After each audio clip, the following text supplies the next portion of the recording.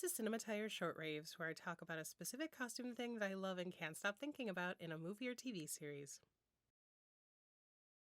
The Star Wars universe has created a better Blade Runner than Blade Runner. Andor, a series prequel to Rogue One, explores a new perspective from the Star Wars galaxy, focusing on Cassian Andor's journey to discover the difference he can make. What's the offer? 5 days. Big stakes, big danger. I've always preferred Star Wars to Star Trek. It's kind of equal now, I guess. After this long day of being a badass, Captain Know-It-All over here doesn't even know what a Ferengi was. It wasn't as clear as that. Human. He was doing the hand thing and everything. All right, yeah, no, that's my cue to go just launch myself out an airlock. You guys have a great night. But one thing I'd always wish they'd do better is diversify clothing from planet to planet, continent to continent, and even city to city. Clothing's always been fairly diverse when it comes to the different races and uniforms, but so much of it looks like this is the 80s because the initial media was made in the 80s, or this is inspired by traditional Japanese clothing. Well, that's the real trick, isn't it? And it's going to cost you something extra. The first time I really saw anything different was Amidala in The Phantom Menace. Me, story time. My mom actually let my brother and me skip class to see it. We dressed up and got teased, and we didn't care because we were amped that we got to be nerds and missing school. I did a report on the costume designer Trisha Bigger for my freshman year of college. Those costumes really grew something in me. So then to not really see anything new or interesting after and kind of return to this homogenous way of dressing characters, I just wanted more. In the new Disney Plus shows, they're actually trying, and I'm so excited to see it. The fully new and interesting look of the Sorgan village in The Mandalorian. Despite being hideous, the mods in Book of Boba Fett, Obi-Wan was kind of boring, but Andor, whoo! Let me tell you, within the first 5 minutes, I was blown away. The hostess and all the ladies at the club made me gasp. The bullies at the bar looked like corporate grunts, but from space! Cassian didn't look like he was wearing Star Wars chic TM. It didn't feel like I was watching another piece of the Star Wars puzzle, and it made the galaxy feel bigger. When they get to Ferrix, there's definitely a color scheme, but not like a uniform that you can kind of see in other cities in the franchise. It's not over the top, just smattered in to make the shot look pretty. The uniforms are clear, the style of dress makes sense for the climate and the community.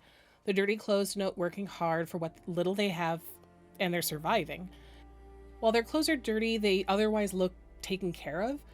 The look of the bell ringer is cool and has this bit of like Star Wars. The pants look like Hakama, and they fit in well with the look of the city, but it doesn't look like it's just that, same Japanese thing over and over again. It also kind of feels Viking-ish. The uniforms the Dirge Band are wearing are all in different colors, possibly for each instrument section, and the Daughters of Ferrix funerary garments are very distinct. I have a tendency to ask, are there prominent colors because it's cultural?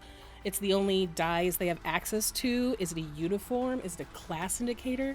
When building your culture, it's important to use color, but not rely on it in lieu of everything else. This is done thoughtfully throughout the show. In the flashback to Cassian's childhood, we see Canary kids in all the same color. It reminds me heavily of what the kids in Raised by Wolves wear. They're clearly repurposed uniforms and obviously too big for them. So as my husband and myself are watching it, we're asking, so this is all kids. Where are the adults? Was there some kind of accident? Is this a mining planet? Was there a mining collapse? The kids must be wearing the dead adults' clothes. They're just so big. And the fact that we were able to almost perfectly deduce what was going on just because of how the kids were dressed is such thoughtful costuming. I loved it. I will be doing a Children of Star Wars video in the future to elaborate more.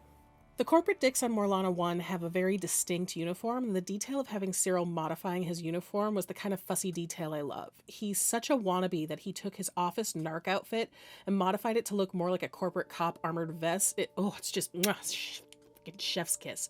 It's not even the only time he does it. The Pleasure District looks like a sci-fi Amsterdam. All of the women in the club are there for minutes, and every one of them looks so beautifully designed and tailored.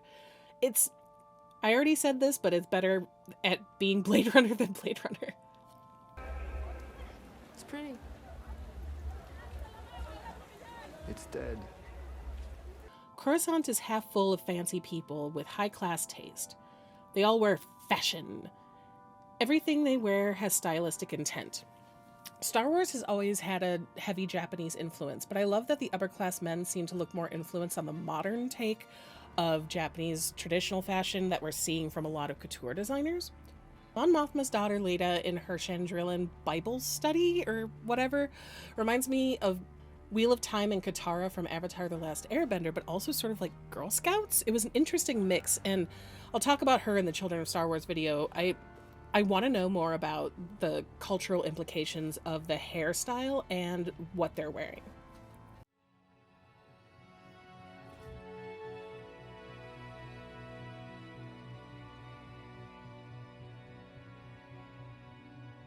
The rebels on Aldhani seem to be dressed like the locals, inspired by many mountain cultures with hand-sewn garments of hand-woven textiles, fur, shearling, and wool. The clothing makes sense in the context of the landscape and the climate. It helps them blend in. One of the important things in this series is the distinct separation of class based heavily on clothing.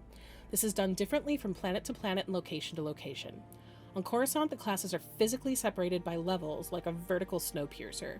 And back to Cyril, he's in the middle, just like he was middle management in the Imperial Bureau of Standards. His clothes are utilitarian, just like everyone else, but he tries to strike out by altering his clothes to be more rigid. He wants to be a cop harder, so he alters his vest to look like the cop's armored vest. And later, when he gets to wear a real one, you can tell he's so happy. His mother and coworkers keep pointing out that he's making alterations. It's like slightly higher ranked cosplay. If I could say shitballs to the principal, I'd be so happy. The upper levels are rich and politicians, people who flaunt their wealth. It's how they share status. Everything Mon Mothma wears is breathtaking. She has interesting organic textiles mixed with very rigid tailoring. One of my favorite textures she wears is this tiny pleating on her turtleneck that looks like mushroom gills. And the fact that what she's wearing is so pristinely tailored and it looks like it's going to be a mirrored look, but it's oftentimes asymmetrical, is fantastic. When Vel was introduced as a rebel, she had quite different grooming than everyone else, and her eyebrows looked very trendy and her hair looked like it had an expensive dye job. And I kept saying how it bugged me because she didn't really blend in with everyone else. She didn't look like them. And I understand that the rebels are a mishmash of people, but I would think that she would try better to blend in. I just chalked it up to the best actress got the job, but I wish they'd been more careful with the styling. When it turned out later that she was Mon's cousin and came from high status, it made sense, and I kicked myself for doubting the costume and styling department. Luthen is introduced as a rebel and later showed to be undercover as an antiques dealer. It's wild how quickly he slips in and out of each role like a chameleon. How being the antiques dealer is as easy as accessorizing, adding a convincing wig, and affecting a different personality. His assistant Drea reminds me quite heavily of Rachel from Blade Runner without looking like an exact copy or looking culturally out of place. She's a great addition to this shop. Lastly, let's jump back to Ferrix and add the prison. The way the boots are in the prison reminds me of the work gloves on Ferrix, but I found it interesting that no one grabbed boots just in case when they were breaking out, since they showed them about as much as they show the wall of gloves. I don't know if it's because the boots were a red herring so we wouldn't figure out the prisoner's plans, or an oversight. I think it's probably purposeful because when I was watching it, I wanted them to take the boots like they were forcefully changing shifts, unlike the friendly changing shifts on Ferrix. Either way, it made me think and try to unravel, which is what I want in storytelling through costume. This scene here where they show the functionality of the clothing,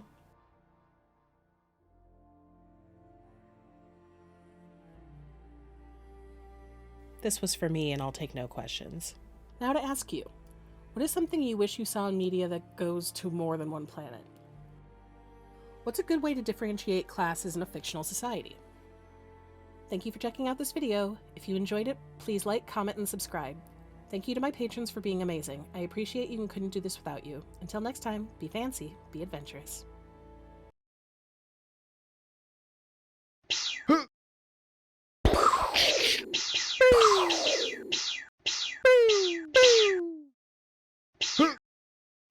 I am now killed.